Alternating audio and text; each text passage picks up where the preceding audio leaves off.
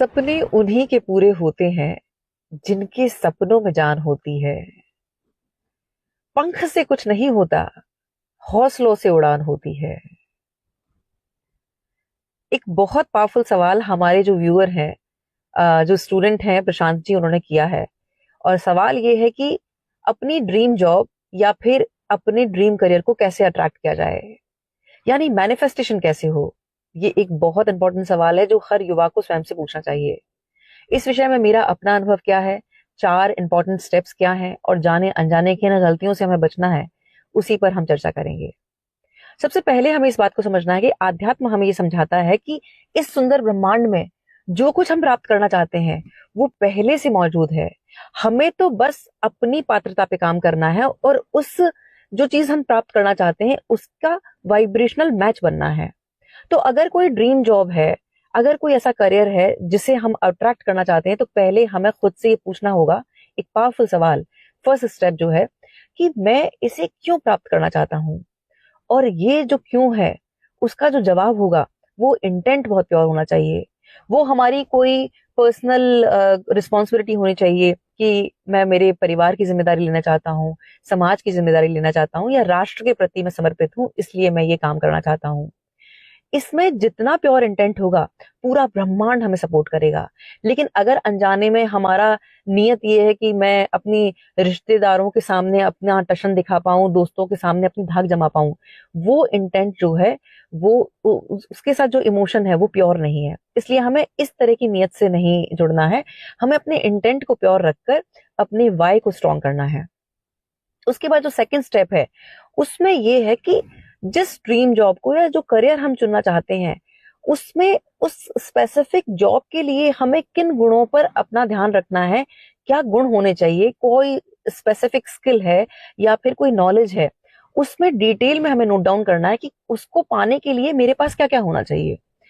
कोई नॉलेज हो सकता है स्पेसिफिक उस फील्ड का, स्किल सेट हो सकता है, और व्यक्तित्व में कौन से गुण होने चाहिए, जैसे आपका पेशेंस हुआ, डिसिप्लिन हुआ, और उससे जुड़े हुए सारे वो गुण, वो हमें सब नोट डाउन करने हैं। अब एक और वहां पर कॉलम बना के खुद से ये पूछना है कि जो मैं प्राप्त करना चाहता हूं उनमें से मेरे पास क्या क्या मौजूद है। क्या मेरे पास वो स्पेसिफिक नॉलेज है, वो स्किल सेट है, और वो सारे गुण मेरे पास हैं जो इसके लिए जरूरत है। अगर जवाब आता है नहीं, तो हमें यहाँ रुककर पहले अपने भीतर काम करना है, हमें स्वयं के गुणों को विकसित करना है। और अगर जवाब आता है कि यार मैं तो बिल्कुल परफेक्ट मैच हूं इस जॉब के लिए, तो हमें नेक्स्ट स्टेप को आगे सोचना है। अब जो तीसरा स्टेप है उसमें हमें अपने कोर बिलीफ्स को चेक करना है। मतलब मुझे लगता है कि यार मेरे भीतर वो गुण हैं, लेकिन अगर इमोशंस और जो हमारे थॉट फीलिंग्स हैं, जो हमारे बिलीव्स हैं, जो हमारे विश्वास हैं, धारणाएं हैं, कहीं वो नेगेटिव तो नहीं है, कहीं ऐसा तो नहीं लगता है कि अपनी जो मेरी सेल्फ इमेज है वो पुअर है। अगर दोनों स्टेप सही है लेकिन अगर ये तीसरा स्टेप जो है नेगेटिव कोर बिलीफ्स है, तो फिर वो अलाइनमेंट में नहीं होगा। इसलिए पहले अपने कोर बिलीफ्स पे काम करना है। अब जो चौथा स्टेप है वो है surrender, let go and let God. इसमें आपको निष्काम भाव से काम करना होगा। अब ये कैसे होगा और मेरी व्यक्तिगत अनुभव क्या है वो मैं आपके साथ साझा करना चाहूंगी। मुझे 2011 तक बिल्कुल नहीं पता था कि लाइफ में क्या करना है, कोई गोल नहीं था, कोई कुछ भी नहीं थी, कोई क्लैरिटी नहीं थी। पर उसके बाद 2012 तक मुझे इस चीज समझ में आ गई थी कि मुझे करना क्या है ये नहीं पता था, लेकिन मुझे अपने करियर से क्या चाहिए वो 3 चीजें क्लैरिटी थी। सबसे पहला था कि मैं अपना एक ऐसा जॉब चाहती हूँ कि जिसमें मैं लोगों को सर्व करूं, लोगों की जिंदगी में वैल्यू ऐड करूं। दूसरा ये था कि मैं जो कमाऊं दुआओं के साथ कमाऊं। मतलब शॉर्टकट से मुझे 100 रुपए नहीं कमाने हैं, दुआ के साथ मुझे 10 रुपए भी मिलेंगे तो मैं खुश रहूंगी, ये क्लैरिटी थी। तीसरा था कि मैं लोगों की जिंदगी में जब वैल्यू ऐड करूंगी तो 10 साल 15 साल बाद भी अगर मेरे ही हमनाम किसी व्यक्ति को वो स्पेसिफिक पर्सन जब सुनेगा जिसको मैंने सर्विसेज दी हैं, तो उसको याद आना चाहिए कि यार एक बंदी थी जो 10 साल पहले मुझे मिली थी और वो एक अच्छी इंसान थी।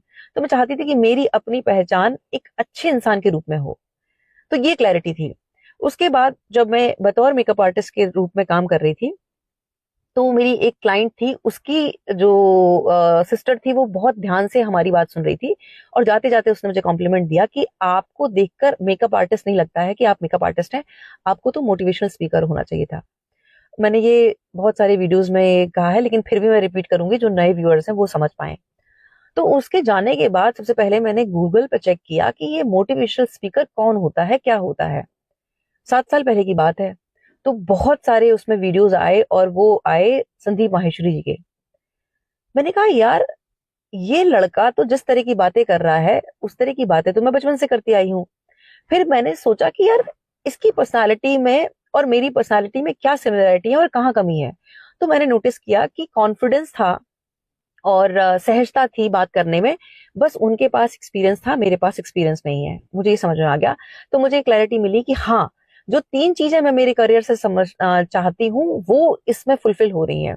तो मैंने डिसाइड किया कि अब मुझे इस फील्ड में काम करना है, अपने आप को बेस्ट तरीके से प्रेजेंट करना, और नई नॉलेज लेना, और लविंगली अनकंडीशनली सबके साथ सर्व करना। ये मेरा काम है। लेकिन कब होगा, कैसे होगा, क्या होगा, वो मेरा काम नहीं है। तो हमें उस गोल से, उस करियर से, उस जॉब से अटैच नहीं होना है। अपना 100% देना है। बाकी फिर नियति पे सब छोड़ देना है। और जब हम हार्मनी में होते हैं, चारों स्टेप्स को फॉलो करते हैं, फिर जो हम डिजर्व करते हैं वो अपने आप हमारे पास आता है।